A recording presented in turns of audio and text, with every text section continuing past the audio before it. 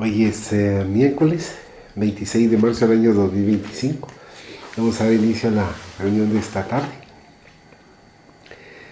Rogamos al Señor Dios Omnipotente que nos envíe buenos espíritus para asistirnos, aleje a los que pueden inducirnos en error y que nos conceda la luz necesaria para distinguir la verdad de la impostura. Apartar también a los espíritus malévolos, encarnados o desencarnados, que podrían intentar poner la discordia entre nosotros y desviarnos de la caridad y amor a propio. Si no pretendiese introducirse aquí, hacer que no encuentre acceso en el corazón de ninguno de nosotros. Buenos espíritus que deben venir a instruirnos, hacernos dóciles a vuestros consejos, apartándonos de todo pensamiento de egoísmo, de orgullo, de envidia y de celos, inspirándonos indulgencia y benevolencia para nuestros semejantes presentes y ausentes, amigos y enemigos. Hacer, en fin, que en los sentimientos de que nos sintamos animados reconozcamos vuestra saludable influencia. Da a los medios a quienes se encarguen de transmitirnos vuestras enseñanzas, la conciencia de la santidad del mandato que les ha sido confiado y de la gravedad del acto que van a cumplir, con el fin de que tengan el fervor y el recogimiento necesario. Si en la asamblea se encontrasen personas que fuesen atraídas por otro sentimiento que no sea el del bien, abrir sus ojos a la luz y perdonarles así como nosotros les perdonamos si vinieren con malas intenciones. Rogamos especialmente al espíritu de Genaro Valladolid, nuestro guía espiritual, que nos asista y vele sobre nosotros. Que así sea. Estamos leyendo el libro Enfoques Espíritas, Medium, Divaldo Pereira Franco, por el espíritu Viana de Carvalho. El día de hoy estamos en la página 60, título Pruebas y expiaciones, numeral 15. Atestado de problemas, asaltado por los dolores acerbos, bajo el atronar de las aflicciones, el hombre se revela, arrojándose inadvertidamente en abismos más voraces y devastadores que aquellos que pretende evitar. Insubordinado en razón de su naturaleza animal de predominancia momentánea, se revela contra el sufrimiento que tiene una función lapidadora de las imperfecciones, necesaria para hacer que el espíritu avance, creciendo en dirección de las más altas aspiraciones de la vida. No puede comprender o no quiere hacerlo el porqué de la necesidad del dolor, pero reacciona si es informado de que las aflicciones actuales tienen sus nacientes en su pasado espiritual y que éstas le llegan, en gran parte, por solicitud personal, cuando se encontraba en el estado de erraticidad. Sin duda, cuando el espíritu se sumerge en la niebla física, tiene disminuida una considerable parte de sus percepciones, como es fácilmente comprensible. Se obnubila la visión bajo el imperio del envoltorio carnal que le dificulta mantener la coherencia con los propósitos que lo animaban antes de la reencarnación. Teniendo tan solo una comprensión estrecha y limitada acerca de las finalidades de la vida física, se olvida de la elocuencia de la inmortalidad y de los júbilos que le aguardan cuando haya vencido las etapas del progreso, que es un desafío en su proceso evolutivo. Además, el ansia por la liberación de las circunstancias penosas a la que se ve sometido durante la experiencia material. Le sirve de motivación para requerir a los espíritus programadores de los destinos la oportunidad de sufrir para sublimarse, de experimentar dolores a fin de elevarse.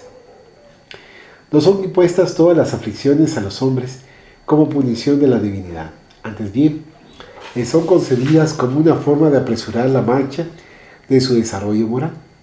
Dios les facilita todas las oportunidades de rescatar los errores del pasado como medida misericordiosa en consonancia con la metodología del aprendizaje que fue despreciada cuando desdeñaron el mecanismo del amor y sacrificaron el futuro espiritual en beneficio de las pasiones disolventes y embriagadoras de un momento, de lo que resultó la larga cosecha de amarguras que llegaron después. Por lo tanto, el espíritu es libre de rogar por las pruebas que se le hacen necesarias por el progreso interior. Es verdad que existe una relatividad de requisitos que favorecen o no el consentimiento, de la misma forma en que debe poseer el mínimo de condiciones para lograr una autorización el candidato a cualquier emprendimiento. Teniendo ampliada su visión espiritual y comprendiendo lo mucho que puede disfrutar después de haberse liberado los dispositivos negativos a costa de experimentar un breve periodo de dolores para un permanente gozo a posteriori. El espíritu se empeña en conseguirlo, esforzándose para que en las líneas maestras de su destino futuro en la tierra pueda enfrentar tales y cuales acontecimientos, estos y aquellos sucesos dolorosos. Frecuentemente se prepara procurando la intercesión de amigos, mejor abastecidos espiritualmente, para que les sea favorecida la oportuna y feliz etapa de pruebas con las cuales espera redimirse, o, en la peor de las hipótesis, ver disminuidas las propias penas. Un gran número de candidatos, sin embargo, como ocurre en cualquier ministerio humano, cuando se encuentra con las primeras dificultades, en virtud del ablandamiento del carácter o por falta de vivencias más contundentes, se deshacen en lamentos, batiéndose en retirada y abandonando el terreno, para así convertirse en los desertores heridos. Después, por aguijones más puntiagudos, por sorpresas más desalentadoras y tormentosas. No obstante eso, los verdaderos fiadores de su existencia física actual, aquellos a quienes lograrán permiso y apoyo, continúan intercediendo, inspirando la perseverancia, evitando mensajes directos o indirectos, conduciendo amigos de una y otra esfera de la vida para ayudarlos a fin de que no se olviden de los compromisos voluntariamente asumidos, y cuando todo falla, lo buscan durante el intervalo del sueño fisiológico para hacerles tomar conciencia nuevamente sin desanimarse con esta labor, confiando y esperando que retomen el trabajo interrumpido. Finalmente, como forma última de caridad, facilitan o promueven los choques más fuertes para sus protegidos, sacudiendo sus sentimientos con la expectativa de que vuelvan al camino despreciado. Temerosos muchos rechazan todos estos y otros expedientes socorristas, zambulléndose en la rebeldía insensata, en el mal humor inveterado, en la amargura perniciosa suicida.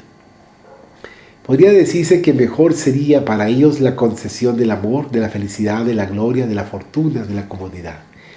Debe recordarse, sin embargo, que el error que ahora lamentamos surgió cuando las facilidades abundaban y que tuvo inicio en razón del mal uso de los tesoros que debían ser aplicados a bien general y que, entre tanto, fueron colocados al servicio de la avaricia, del egoísmo, de la violencia, de la crueldad.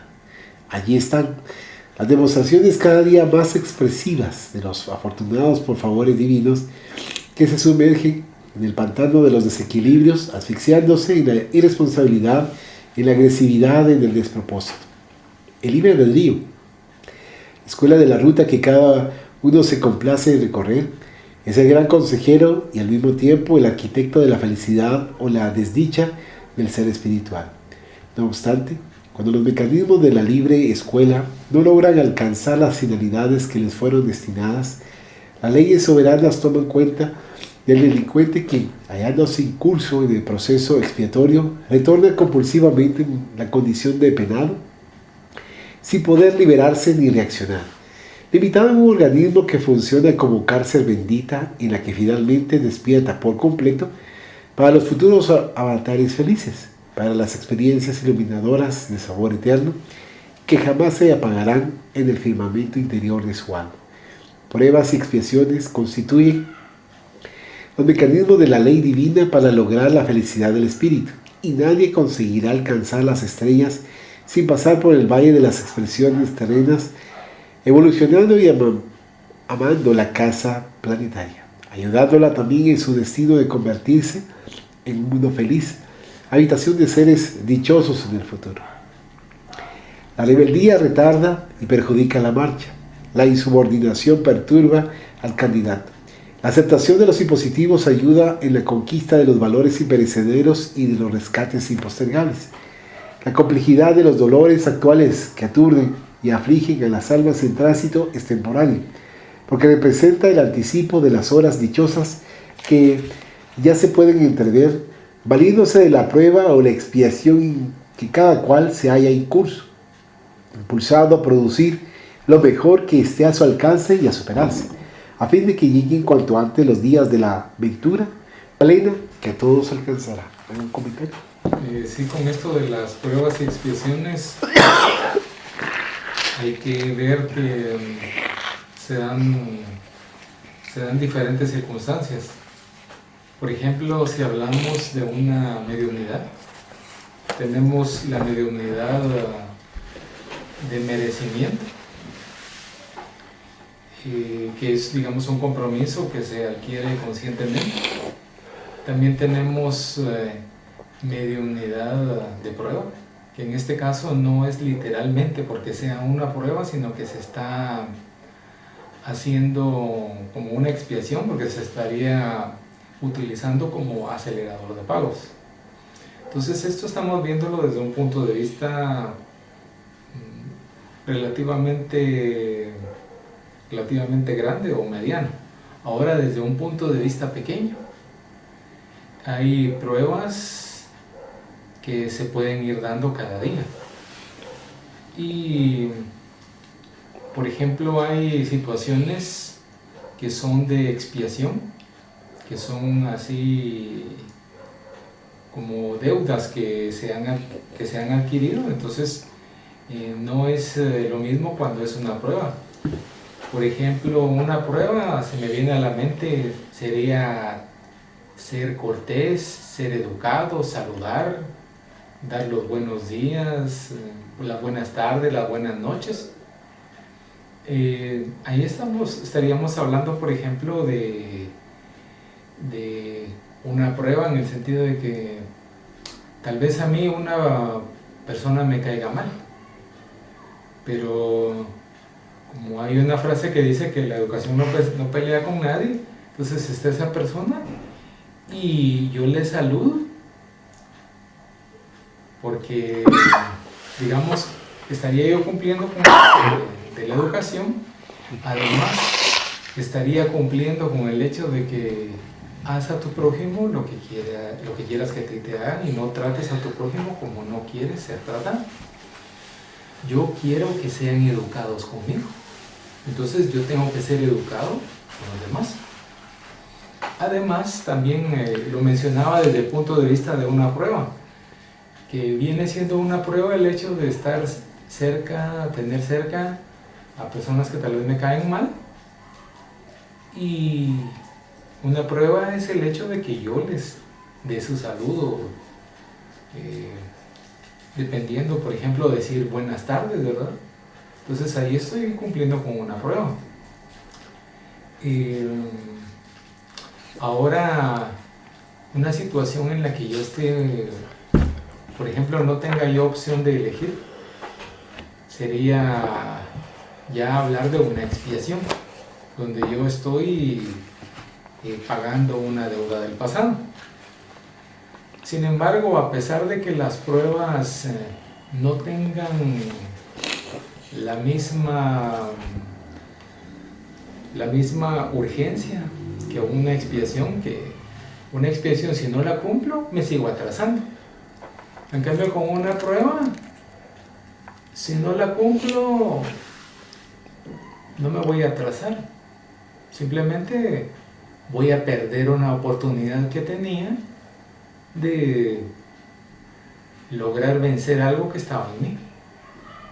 Entonces considero que sí hay que tomar en cuenta los casos en los que se pueden dar las pruebas y las expiaciones, y a veces son situaciones tan pequeñas que no nos damos cuenta. Por ejemplo, alguien que esté acostumbrado a saludar cuando quiere, no va a valorar el hecho de que tal vez en algún momento está teniendo una prueba de saludar a alguien que le cae mal, ¿no? Entonces necesitamos también tener presente que la claridad que vamos teniendo tenemos que aprovechar solamente. Muchas gracias. Continuando con la lectura, numeral 16, título: La fe en el futuro. La anuencia del intelecto ante un hecho es considerado como expresión de fe, desde el punto de vista psicológico y filosófico. La fe científica resulta igualmente de la perfecta comprobación de un testimonio mediante la experimentación de laboratorio. Como consecuencia de las posiciones ultramontanas de la fe, concebida como una concesión gratuita de la divinidad, sin la menor contribución de la razón, huyendo al mismo tiempo del estatuto de la lógica, por condición de pura y simple herencia, la fe religiosa fue considerada absurda por los pensadores y científicos no comprometidos con las doctrinas espiritualistas del pasado. Abstrayéndose de la visión teológica, la fe es imprescindible para la vida racional. Ella resulta de ese consentimiento de la propia razón que comprueba por la evidencia la legitimidad del hecho. La fe, entonces, no tiene límites. En algunas criaturas está implícita, propiciando valores que impulsan al progreso, a la realización de los ideales del engrandecimiento humano y del proceso de evolución. En el hombre, la fe es el sentimiento innato de sus destinos futuros. Es la conciencia que él tiene de las inmensas facultades cuyo germen ha sido depositado en su interior, al principio en estado latente, y que le corresponde hacer brotar y crecer por medio de su voluntad actuante, conforme lo aclara un espíritu protector. A Kardec, París, 1863, pie de página.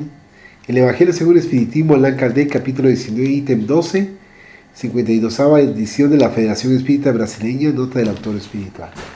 En cada héroe del pensamiento, en todo modelo del arte, y en los apóstoles de todos los ideales, la fe en el futuro ha sido la gran propulsora, trayéndola consigo en los repliegues del alma, consecuencia natural de conquistas del pasado, logradas en las anteriores reencarnaciones. Conocen por un impulso espiritual los resultados que esperan obtener al iniciar los cometidos que llevan adelante con ardor y abnegación.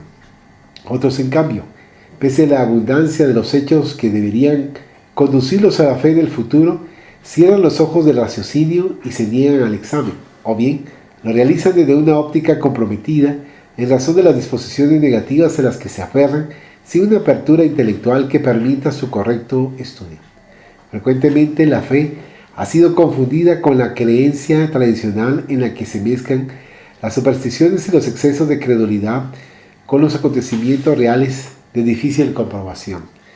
Para vencer a la fe ciega, arraigada en el pensamiento histórico religioso, el espiritismo ofrece la documentación de la inmortalidad del alma, facilitando las averiguaciones acerca de la sobrevivencia espiritual a través de la mediumnidad, afirmando la continuación de la vida después de la muerte del cuerpo y proporcionando al mismo tiempo la confirmación de sus enseñanzas de orden ético.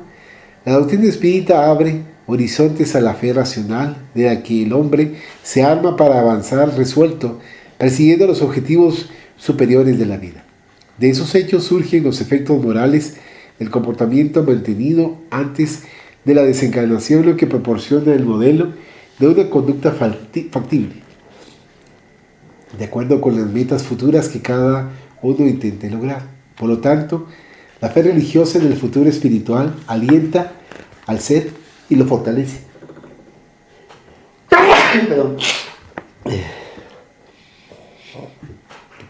Concediéndole alegría y dinamismo para enfrentar las vicisitudes, porque sabe que tales dificultades son obstáculos naturales que debe transponer a fin de alcanzar las finalidades que constituyen el motivo de su vida.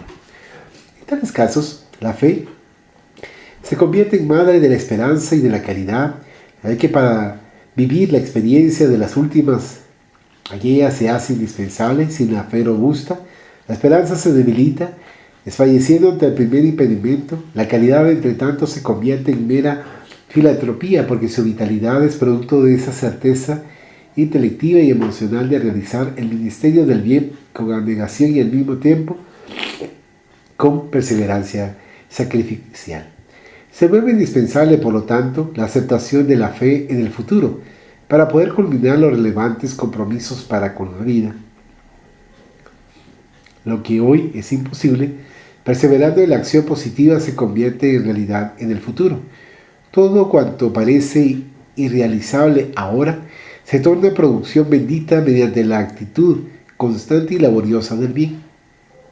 Existe simultáneamente la fe automática, expresión de la determinación divina, enseñanza viva para los transeúntes del viaje carnal.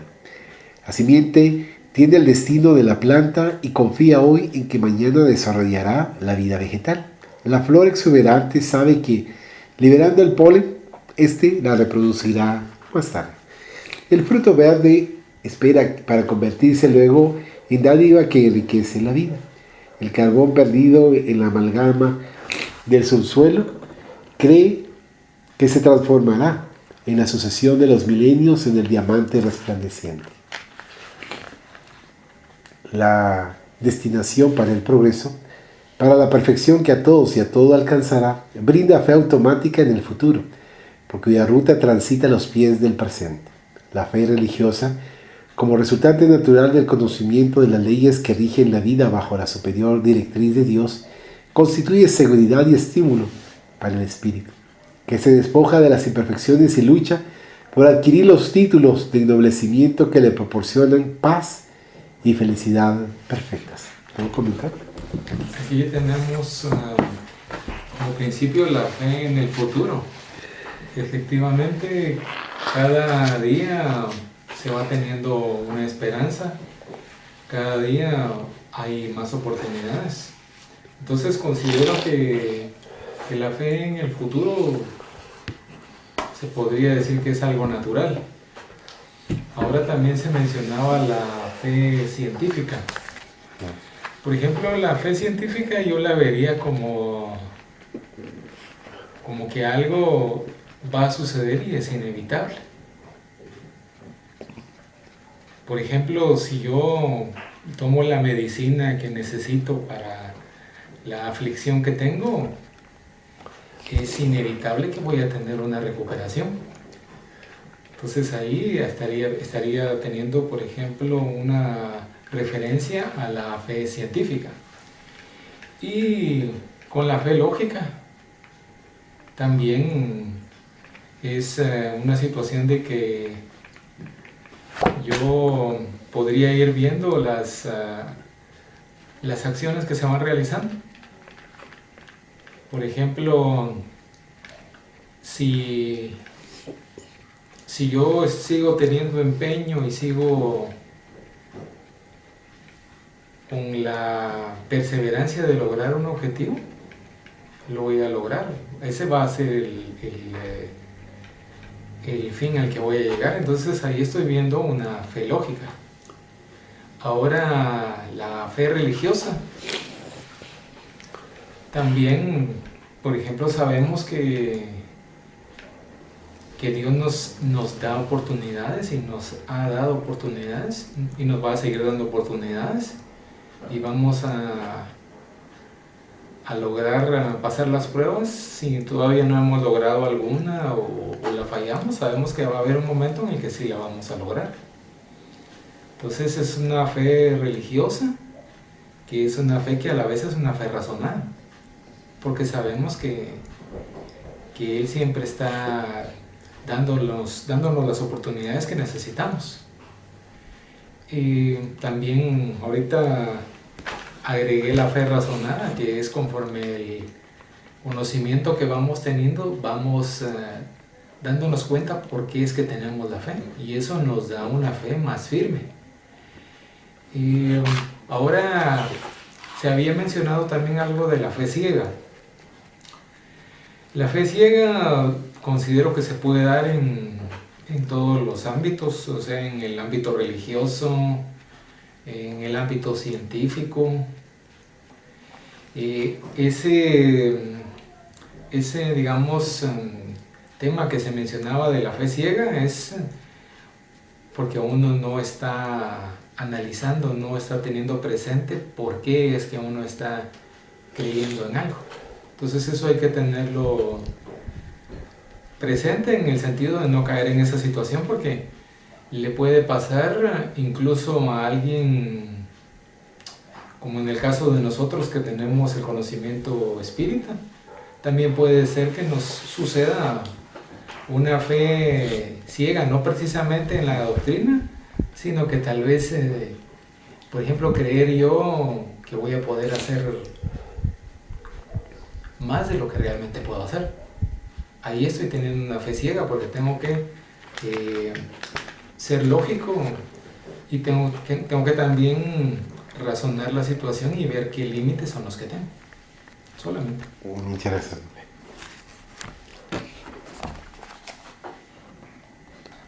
Continuando con la lectura, numeral 17 dice: reencarnación, acto de justicia.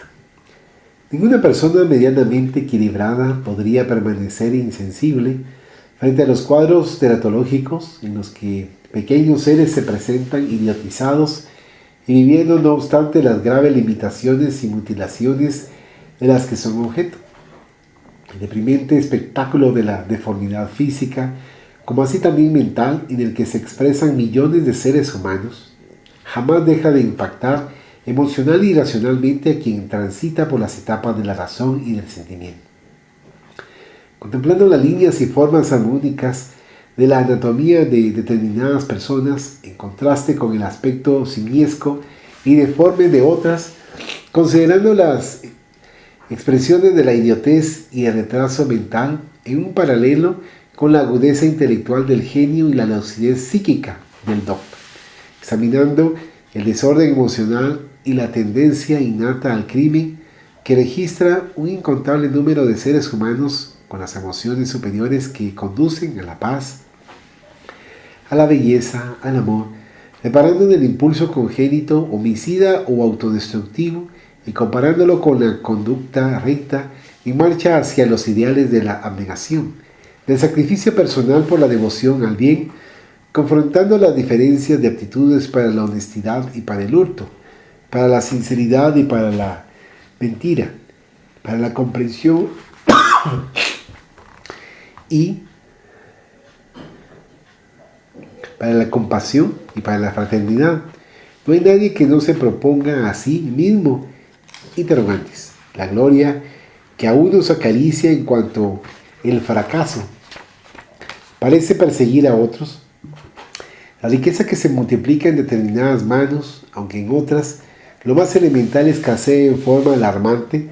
Las facilidades que homenajean a ciertos hombres huyendo de quienes las buscan incansablemente, las aureolas que se acumulan sobre algunas cabezas, no siempre merecedoras de ceñirlas, junto a las coronas de espinas que se clavan en innumerables personas en una aparente injusticia flagrante, conducen a meditaciones inevitables. Las diferencias sociales y las ayudas de la suerte, las características morales que hacen totalmente diferentes entre sí a los hermanos consanguíneos, los odios familiares destituidos de causas racionales, como si el odio, en cualquiera de sus manifestaciones, fuese algo razonable. Las enfermedades de largo curso, irreversibles frente a la salud incesante, inalterable, invitan a constantes interrogaciones delante del fenómeno de la vida. La prolongación de una existencia prisionera en un cuerpo lacerado, con mutilaciones dolorosas y el violento arrebato de las vidas en flor, en las que palpitaba la salud y la belleza, las devociones que llevan a la donación total y las traiciones por motivos insignificantes. Los infortunios morales y las risueñas jornadas que transcurren entre ilusiones y aplausos. La opulencia rodeada de sonrisas y la miseria soportada entre sórdidas agresiones y semblantes hostiles. La amistad canora que gorjea alrededor de algunos oídos y los silencios de la soledad y la amargura, proponen búsquedas filosóficas que esclarezcan tales paradojas. El concepto de la unicidad de la vida física no responde en forma alguna a esos mil interrogantes que se plantean frente a la divina justicia de Dios y a su magnánima misericordia. Alegar que esto es así, porque el excelso Padre experimenta con sus criaturas, probándolas además de retirarle uno de sus atributos, la presencia, que dispensa averiguaciones y exámenes. Lo rebaja la misérrima condición a algunos en detrimento de la gran mayoría a la que maldice y degrada.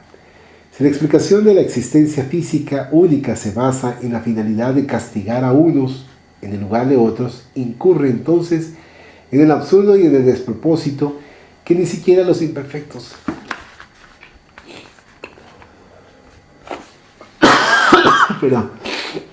códigos de la justicia humana se permiten jamás en nombre de sus leyes, aun cuando éstas sean arbitrarias.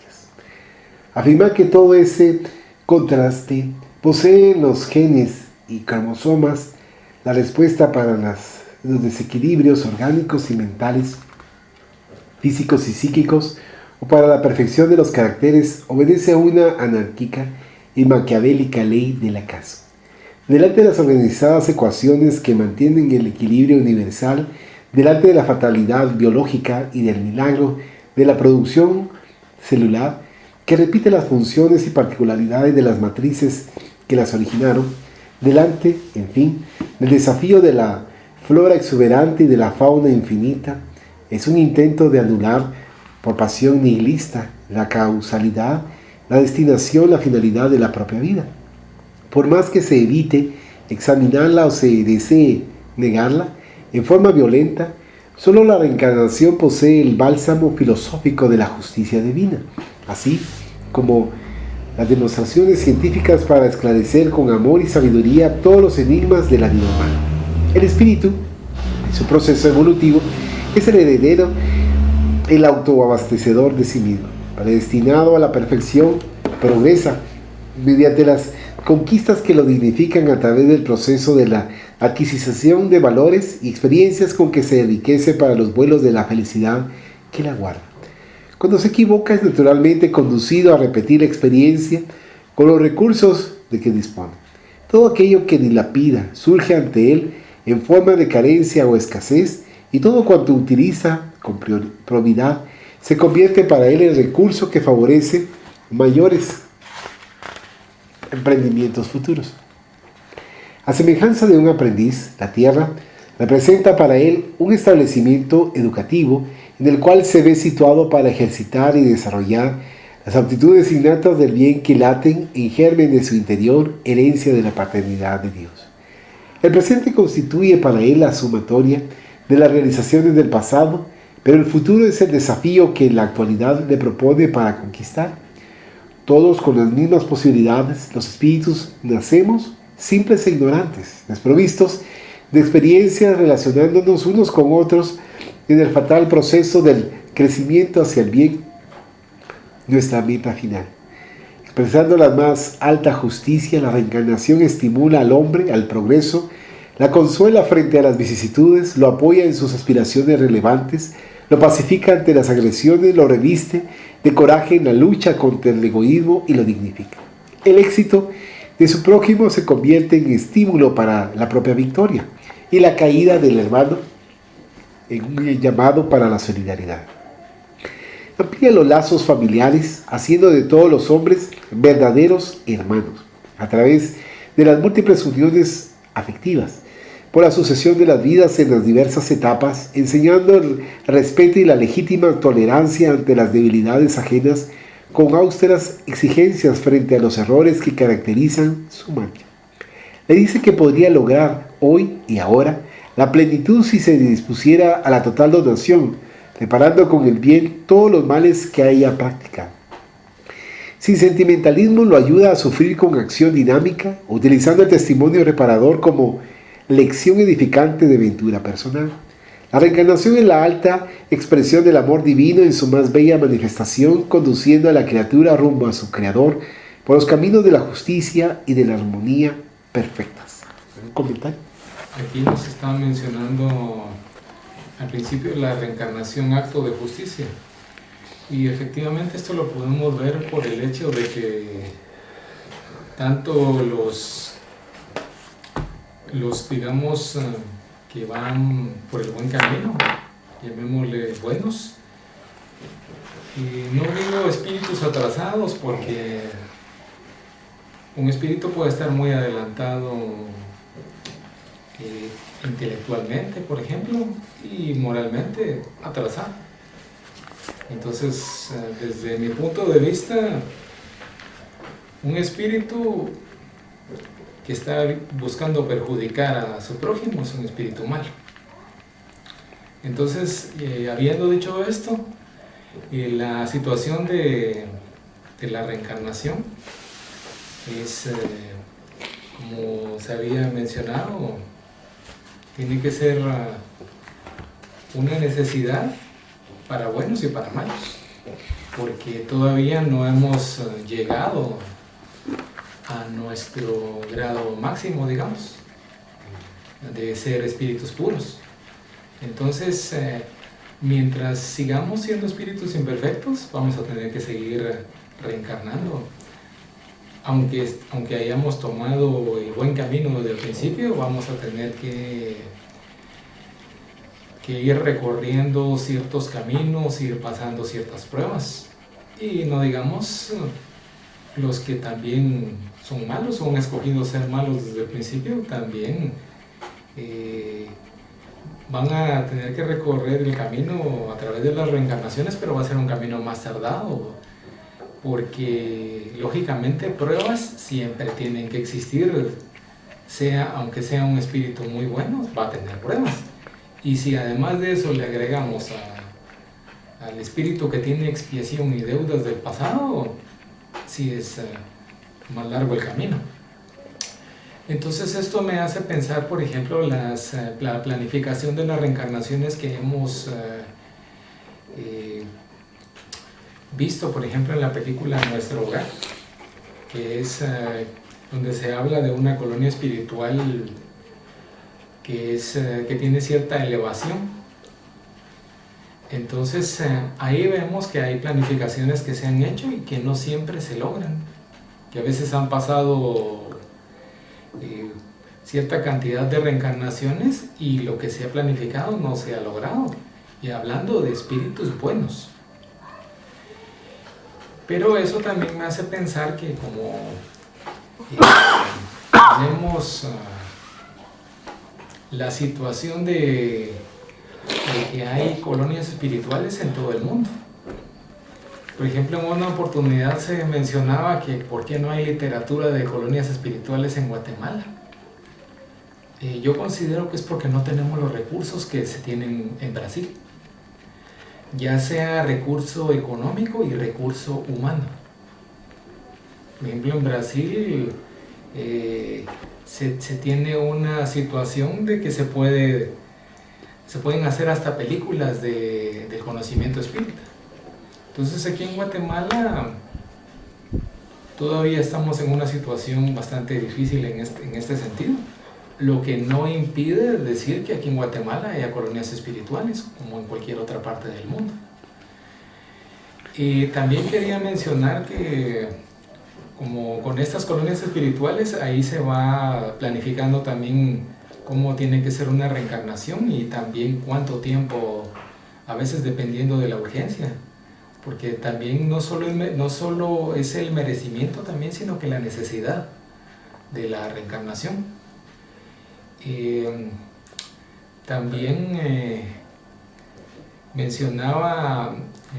quería mencionar que como hay colonias espirituales de diferente nivel, hay otras a las que nosotros no tenemos acceso, no solo por el hecho de que sean superiores, pero hay otras que son inferiores también, de las que no tenemos el conocimiento. Entonces, en esos lugares también tiene que haber planificación de la reencarnación, planificación de qué es lo que se tiene que lograr en cada reencarnación. Y también, por ejemplo, a veces se tiene cierto aprendizaje en una colonia espiritual. Se me viene a la mente la colonia de Nuestro Hogar, donde se estaban preparando ciertos espíritus para traer nuevas tecnologías aquí al plano físico. Pero es un error creer que solo ahí se da eso. Porque si no, miremoslo en los profesionales que tenemos ingenieros y tenemos técnicos pero muy capaces, muy hábiles, muy preparados intelectualmente. pero que moralmente pueden estar por los suelos usando ese conocimiento para hacer daño o para aprovecharse. Entonces, lógicamente, desde mi punto de vista, no se pudieron haber preparado en un lugar como la colonia Nuestro Hogar. Se tuvieron que preparar en otro lugar inferior. Entonces, el conocimiento no está limitado solo a lugares superiores, al menos el conocimiento intelectual, solamente. Muchas gracias. Continuando con la lectura, dice en el numeral 18. Título: Olvido del pasado. Los opositores de la reencarnación objetan con vigor que entre las graves dificultades que impiden la aceptación de la doctrina en las vidas sucesivas, asume prioridad la que se refiere al olvido del pasado. Afirman apresuradamente que una larga existencia humana, signada por emociones profundas, sensaciones vigorosas y acontecimientos determinantes, no podría apagarse en la memoria del espíritu, en el caso de que éste volviese a recomenzar a través de la envoltura carnal. Aseguran incluso que, en la hipótesis de que sean reales las vidas múltiples en la materia, el olvido del pasado representaría una gran injusticia divina, teniendo en cuenta que sería mucho más fácil sufrir con resignación, conociendo la causa desencadenante del mal que ignorándola. Asimismo, arguyen, sería más provechoso el recuerdo de los acontecimientos felices, que constituirían un estímulo para proseguir en las realizaciones edificantes. El oscurecimiento de los recuerdos, de acuerdo con su razonamiento, arrojaría al hombre en un abismo de incertidumbre, de insatisfacciones, de sombra. No obstante, si estos adversarios inconsecuentes pensaran sin ideas preconcebidas, descubrirían que incurren en flagrante equívoco. La pérdida de la memoria en el transcurso de las reencarnaciones no se verifica necesariamente con carácter absoluto en todas las criaturas. Son incontables las personas que recuerdan las vivencias pasadas con nitidez, niños que evocan conocimientos de otras existencias con toda naturalidad, individuos que reviven en innumerables ocasiones los acontecimientos determinantes del pasado. Cuando enfrentan personas, regresan a sitios conocidos anteriormente o se reencuentran con diversas circunstancias familiares. Más allá de eso, los instintos, las tendencias, las vocaciones, las inclinaciones artísticas y culturales, tanto como los impulsos negativos o la preferencia por este o aquel aspecto de la vida, constituyen reminiscencias de las jornadas pretéritas que se fijaron en los paneles del espíritu y despiertan a través de la conciencia, influyendo con toda firmeza en el comportamiento humano. En el más allá, en los intervalos del sueño fisiológico, un número incontable de criaturas retorna a los sitios de su preferencia anterior, manteniendo despierta la conciencia espiritual a fin de proseguir mejor en los compromisos redentores abrazados. Sin embargo, el olvido del pasado es una expresión de sabiduría de la excelsa justicia de Dios, ahorrándoles de ese modo a los deudores y a sus víctimas el recuerdo de las causas de la animosidad gratuita que experimentan, de los dramas generadores de la antipatía mutua que los domina desde el primer encuentro. Igualmente, en caso de que las simpatías y afectos pudieran identificarse a nivel consciente, reviviendo las andanzas y coincidencias precedentes, estos buscarían la continuidad de los vínculos, apartándose sin duda de los deberes de la fraternidad y de la solidaridad general que a todos deben unir para el ministerio eficiente de una familia universal cuyos miembros se hagan dichosos recíprocamente. Cuán humillante sería para el ofensor de otro el verse identificado, despreciado por todos bajo el flagelo de mil formas de persecución, respirando asco y rebeldía. Mucho más áspera se presentaría entonces la tarea del perdón. Difícil resulta a muchos disculpar a quienes les inspiran animosidad, ignorando las razones profundas de la aversión. Considérese ahora la posibilidad del conocimiento del recuerdo de los factores anteriores que produjeron el rencor. Esto volvería muy penosa la situación que muy difícilmente podía converger en el perdón espontáneo que recomendó Jesús a través del olvido de las ofensas. En los dolorosos casos de las expiaciones no es la carne la que sufre, sino el espíritu que, encarcelado en la sordera o la mudez, en la ceguera o la parálisis, en la alineación mental o en cualquier otra aflicción similar, intenta sin lograr la comunicación con el mundo exterior, aprendiendo así la lección de humildad y comprendiendo los impositivos de las leyes que promueven la rectitud y la dignidad, el bien y el amor. Recuérdense que en la mayoría de los casos es solo la máquina orgánica la que está desorganizada, imposibilitada de exteriorizar los mensajes emitidos por el espíritu, sin que sea este último el que se encuentra en estado de desequilibrio. Aunque puedan conocerse las causas de los odios actuales o recordarse las discrepancias, no se hace más fácil la dádiva de la fraternidad ni la del perdón, resultando falsos, por lo tanto, los justificativos presentados. El olvido del pasado constituye misericordia de Dios para todos en el proceso evolutivo. De los que reencarnan bajo dolorosas limitaciones existen misioneros del amor y de la caridad, apóstoles del renunciamiento y del sacrificio, que recomienzan para enseñar la victoria sobre el cuerpo, superando las contingencias y desvelándose a través del amor al prójimo, pese a la deficiencia de los órganos que los portadores de la normalidad aparente muchas veces desprecian, corrompen o desestiman. Súmense a estas consideraciones el hecho de que en una misma existencia, sin razones aparentes, se apagan millones de informaciones relativas a personas, hechos, datos, sucesos tal a punto que se tiene la impresión de que jamás sucedieron, produciéndonos extrañeza cuando otros nos lo recuerdan o a ellos se nos remite. El perfeccionamiento espiritual facilita poco a poco la posibilidad de cerrar el velo de las reminiscencias pretéritas, porque en tales circunstancias esto influye favorablemente en el progreso y en una mejor cohesión fraternalmente entre las criaturas.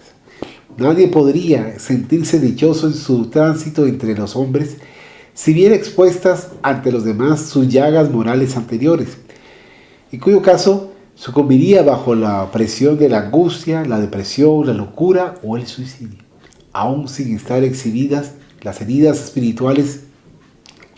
A los ojos impertinentes de la multitud pululan los neuróticos y psicóticos, los esquizoides, los acomplejados e indecisos, que no encuentran comprensión ni amistad en virtud de su comportamiento especial, siendo tachados normalmente como personas difíciles o extravagantes a las que casi todos evitan por no querer aplicar el tiempo en el ejercicio de la solidaridad amiga, alimento imprescindible para todos.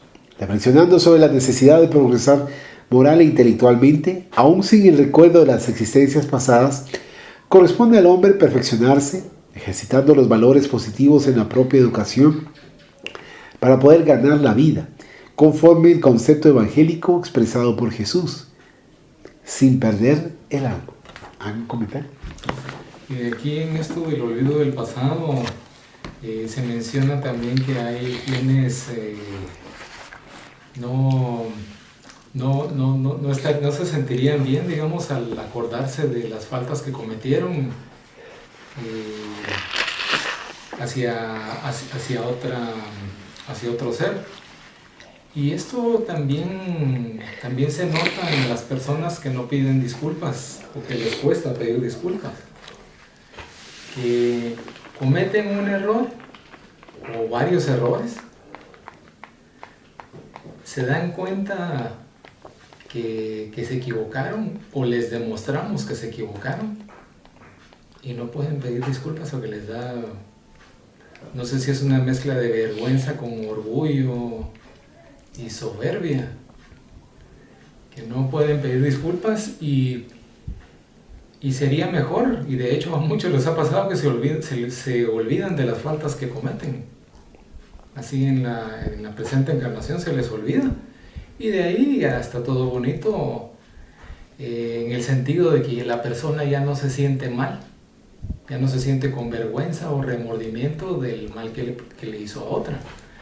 Entonces si eso les pasa en esta encarnación, cosa que no debería de ser desde mi punto de vista, porque considero que los errores tienen que servir de referencia y de recordatorio para no volver a hacerlos, para no volver a cometerlos.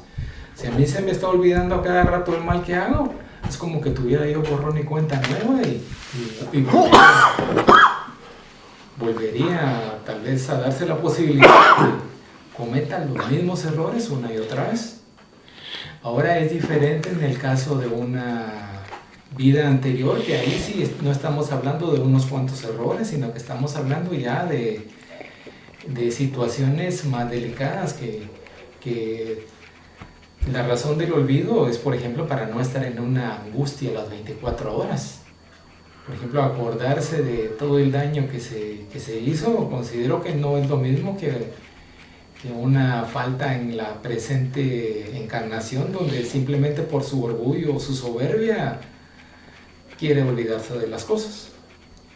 Sin embargo, también se da el caso donde se ha permitido que se pueda acceder a esos recuerdos del pasado, pero no desde un punto de vista de morbo, porque hay quienes dicen, es que yo quisiera saber quién fue en mi vida anterior, y no saben a lo que se pueden estar metiendo, porque si en la vida anterior fui un asesino, fui un criminal, y me voy a enterar y darme cuenta de lo que hice, voy a vivir en una angustia insoportable y permanente. En cambio, en los casos que son así terapéuticos, por ejemplo, alguien que tiene cierta fobia, como en alguna oportunidad se mencionaba de que había alguien que tenía miedo a hablar en público, no podía, empezaba a sudar, empezaba a tener temblores y posiblemente llegando tal vez a los desmayos, eso sí no lo recuerdo. Y a través de una regresión se determinó que a esta persona, cuando estaba en alguna oportunidad dando una charla en algún lugar público, le dieron un disparo y la mataron, o sea, desencarnó. Entonces a raíz de eso le quedó el trauma de ya no hablar en público. Al, digamos, tener acceso a ese recuerdo, la persona que tenía esa fobia a hablar en público entendió cuál era el origen y quedó curada, si se le puede llamar así, automáticamente o instantáneamente. Entonces hay casos en los que sí se ha podido tener acceso al pasado, pero son casos que se les podría llamar de gracia o terapéuticos. Solamente. Muchas gracias. Continuando con la lectura, tenemos en el numeral 19 el dolor misionero. Resultado de una observación meticulosa, parece lejano el día en que serán tomadas en serio las cuestiones pertinentes al espíritu. Ante la problemática de la indestructibilidad del ser, de su estructura legítima e intrínseca, se sostienen dos situaciones conflictivas en su contenido filosófico. Dicen los escépticos que los hechos observados son aún insuficientes para una conclusión favorable, formal y definitiva. Entre tanto, sin cualquier documentación que atestigue la negativa, asumen actitudes escapistas, desviando los resultados encontrados hacia teorías e hipótesis a su vez de difícil comprobación. Para una buena cantidad de los que, en cambio, parecen aceptar la realidad inmortalista, la convicción permanece dentro de la trivialidad de los intereses de menor importancia, en donde lo corriente y lo vulgar asume posición destacada, transformando o pretendiendo transformar a los espíritus en servidores siempre dispuestos a atender sus pasiones y caprichos. Unos y otros, entre tanto, se demoran en tales comportamientos sin darse cuenta de la relevante cuestión relativa a la vida después de la vida. El cuerpo y su estructura fisiológica y anatómica, bella y armónica, marcha inexorablemente rumbo a la desarticulación. Por más duradera que parezca la vida física en la sucesión del tiempo, esta es siempre de corto plazo. La fatalidad biológica trabaja en favor de la transformación de la materia. Sin embargo, la vida no se consume sino que permanece como un desafío de cada uno enfrenta. Cuando atraviesa la frontera de las vibraciones carnales, los examinadores de la paranormalidad humana, olvidando que el espíritu es el mismo hombre desencarnado, pretenden arrancar continuos informes mientras exigen un mayor número de demostraciones por parte del cobayo del que se valen sin contar con la reacción de éste, tan caprichosa finalmente como ellos mismos, resultando incompletos sus trabajos o sospechosas sus negativas conclusiones. Los que distraen con experiencias de servilismo mediúmnico se vinculan con entidades irresponsables, permaneciendo en las etapas del infantilismo emocional, ya sea creyendo cuando son atendidos en sus caprichos, dudando cuando demoran los resultados o negando cuando se ven frustrando los planes no siempre dignos a los que se aferran. La mediunidad, que debería ser objeto de una mayor consideración y de serias investigaciones, no encuentra todavía, incluso por parte de muchos sensitivos, sino censuras, desaires, dudas y muy pequeños esfuerzos para disciplinar y desarrollar sus posibilidades. La filosofía ético-moral, que resulta del fenómeno de la inmortalidad del alma en sí misma, ni siquiera es meditada por quienes se hayan comprometidos con la vana concepción del aniquilamiento de la vida, o por lo menos, o por los que dialogan con los sobrevivientes de la muerte y no piensan en las consecuencias de tal intercambio. Es como si todo este cometido no pasara de ser una agradable diversión que luego termina livianamente. Existe también, y este es un grupo aparte, el expresivo número de los estudiosos sinceros de la doctrina espírita, que encontraron en los hechos, comprobados por hombres de dignidad indiscutible, autoridades respetables, el apoyo científico que ofreció las respuestas filosóficas.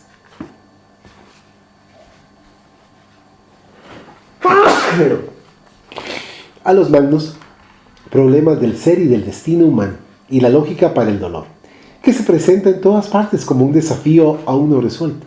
En consecuencia, el dolor, ese cincel purificador del alma humana, que extrae bellezas de rara calidad, incluso de las formas y situaciones brutales, cumple la tarea de apresurar el día en que todos se darán cuenta de la real finalidad de la vida, extrayendo de esa conclusión los métodos comportamentales para una mejor relación social con el prójimo, allí donde éste se encuentre, en la consanguinidad o fuera de ella, y simultáneamente creciendo en lo interior hacia el bien y la libertad.